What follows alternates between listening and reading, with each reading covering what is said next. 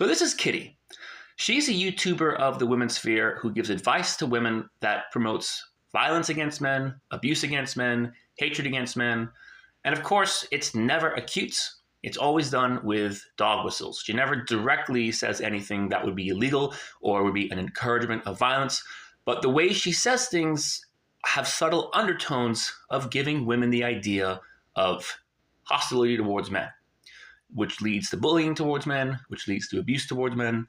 And I'm doing an expose on these people of the women's sphere because they're getting very dangerous, because they're becoming more popular and they're spreading very toxic ideas. Now, I think she might be the old vodka kitty on Reddit. I can't be sure. It doesn't really matter for the purposes of this video.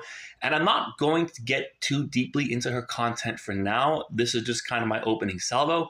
But I want you to pay attention to these kinds of people and start watching their videos. Start becoming familiar with what young girls are being fed, the brainwashing that they're receiving, the propaganda they're receiving. It is pure bigotry and misandry against men. And 100% YouTubers like this do lead to girls bullying their male classmates, women abusing their boyfriends and husbands, women stealing from men, committing crimes against men. And just again, let me reiterate, she does not explicitly encourage or call for these things. She uses dog whistle language. And I usually hate the term dog whistle, but that would be an appropriate description of what she does. So, look for yourself. Before I start doing a deep dive into some of her content, you can watch it. She doesn't hide it. She's not trying to keep it a secret. Watch it for yourself. It's important to pay attention to these women because they're getting more popular and more prominent.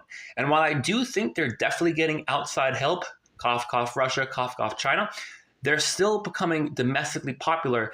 And the woman next to you, your classmate, maybe even your girlfriend, they're watching and they're learning. And no, Kitty would most definitely not pass the skill test.